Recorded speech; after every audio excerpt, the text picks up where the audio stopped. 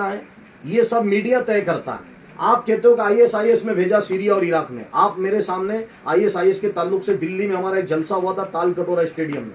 दिल्ली के अंदर ताल कटोरा स्टेडियम है, उसके अंदर एक जलसा हुआ था इस्लाम और आतंकवाद पर। वहां पे हमने खिताब में भी ये बात रखी थी कि आईएसआईएस ने कभी भी कोई हिंदू को मारा हो तो बता दो। आईएसआईएस ने जितनों को कत्ल किया सबके सब मुसलमान। तो क्या मुसलमान अपनी बेटियों को मुसलमानों को कत्ल करने के लिए भेजेंगे? इसलिए कहा गया कि आईएसआईएस ये मुसलमानों का संगठन नहीं था, यहूदी संगठन था जो इस्लाम को बदनाम करने के लिए इस्लामिक स्टेट के नाम पे इराक में खड़ा किया गया। बगदादी का आज तक कोई पता नहीं कहां गया हो, ओसामा बिन लादेन का आज तक कोई पता नहीं है। ये सारे जो प्लानिंग होती है ये यूरोप और अमेरिका ने तैयार की इस्लाम को बदनाम करने के लिए, और उसी का जो छोटा काम हो रहा है इंडिया के अंदर इस्लाम को बदनाम करने के लिए। तो मेरे भाइयों, हमें इन चीजों को नजरअंदाज करके इग्नोर की पॉलिसी अपनानी है। आपने देखा होगा कि पठान मूवी के ताल्लुक से अभी किसी भाई ने वीडियो डाला, मैसेज डाला था कि एक पठान मूवी में सिर्फ कलर गलत हो गया था, तो पठान मूवी के खिलाफ आतंक बचा दिया गया। तो मेरे भाइयों, पठान मूवी में कुछ भी नहीं है। वो मूवी कई लोगों ने देखी है। शाहरुख खान की ताकत नहीं कि उसे हिट करवा ले, उसे हिट करवाने में इन्हीं विरोध करवाने वालों का ही हाथ है।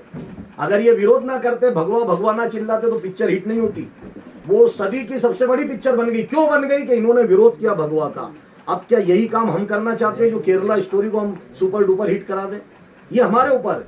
अगर हम आज से विरोध शुरू कर दें, ज्ञापन देने लग जाए, धरना देने लग जाए, पूरे देश का मुसलमान सड़कों पर उतर जाए, तो केरला स्टोरी ऑस्कर अवार्ड ले जाएगी। ये हमारे ऊपर।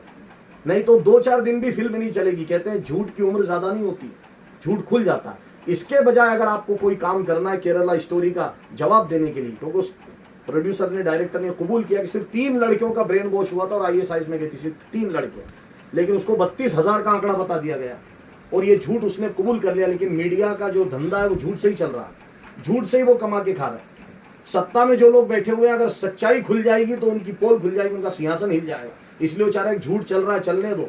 हिटलर ने कहा था कि एक झूठ को 100 बार बोलो तो वो सच बन जाता है। तो आज वही एक झूठ 1000 बार बोला जा रहा था कि वो सच बन जाए, लेकिन झूठ कभी सच नहीं होता।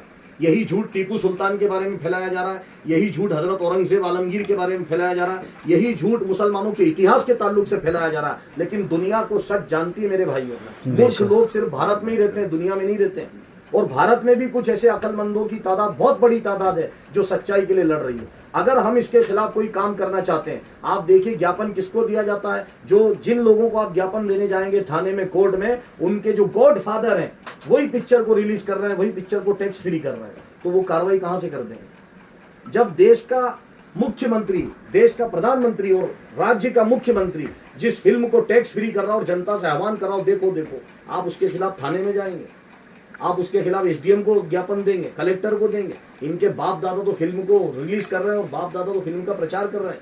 तो इसका सही उपाय क्या है? इसका सही उपाय यह है जो आपने अंजाम दिया मुस्लिम महासभा कमेटी में, जो खवातीन इज्तिमा आपने रखे, अडान मोहल्ले में रखा, शाहजीलालपुरा में रखा। इसका बेहतर जवाब यह है कि हम ऐसे इज्तिमात रखें, उसके बाद ऐसे पंपलेट छपवाएं, ऐसे पर्चे छपवाएं जिसमें इस्लाम ने औरतों को क्या क्या अधिकार दिया, और इस्लाम आने से पहले औरतों की क्या दुर्गत बना दी गई थी इंडिया में, सऊदी अरब में।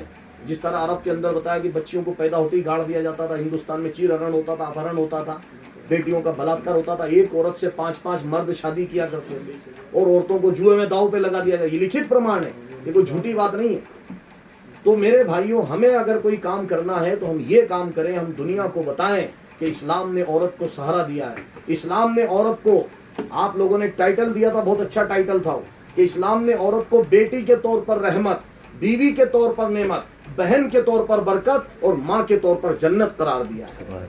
ये मकाम कोई नहीं दे पाया दुनिया के अंदर। तो इसलिए सबसे बेहतर उपाय यही है कि हम इस चीज को ना करते हुए हम वो काम करें जो हमारा मजहब हमें कहता है। हम अपने नबी की तालीम को आम करें, हम अपनी बहन बेटियों तक इस्लाम और ईमान की अहमियत भी पहुंचाएं, उनको बताएं कि इस्लाम ने नकाब दे करके, इस्लाम ने पर्दे को दे करके औरतों को किस तरह इज्जत अता की है, औरतों को विरासत का हक दिया, औरतों को तालीम का हक दिया है, औरतों को एक विमेन एम्पावरमेंट का हक दिया है, औरतों का हक तस्लीम किया इस्लाम ने। ये चीज़ों को हम ज़्यादा से ज़्यादा इज्तिमाओं के जरिए, पम्फलेट के जरिए, और अगर मौका आएगा तो जो अंतर्राष्ट्रीय महिला दिवस होता है 8 तारीख को, उसमें इंशाअल्लाह खवातीन को पूरे बड़नगर से जमा करके एक ऐसा कार्यक्रम रखा जाएगा जिसमें औरतों के, खवातीन के जो हुकूक इस्लाम ने दिए हैं उसके बारे में बताया जाएगा। इंशाअल्लाह परिचय सम्मेलन किया जाएगा कि इस्लाम ने औरत को क्या मकाम दिया, क्या इज्जत दी है और क्या सम्मान दिया। लिहाजा मेरी आपसे यही गुजारिश है कि इस चीज़ को नज़रअंदाज कर दें, वरना जिस तरह पठान हिट हो गई थी उनके चक्कर में, इस तरह हमारे चक्कर में ये फिल्म भी हिट हो जाएगी। और आप अगर इसे नज़रअंदाज करो, 2-4 दिन वो कश्मीर फाइल चली और भूल गए। थोड़े दिन बाद अगर बड़नगर में कहीं पर फिल्म दिखाई जा रही है तो वो फिल्म दिखाई जा रही है जिसको प्रधानमंत्री और मुख्यमंत्री क्लीन चिट दे रहा है कि दिखाई जा सकती है साहब। अब हम उसके खिलाफ हम धरना दें, आंदोलन करें तो उनका काम हो जाएगा। अभी फिल्म देखने कोई भी नहीं पहुंचा है, जो गिने चुने लोग और पता नहीं कहां से गांव से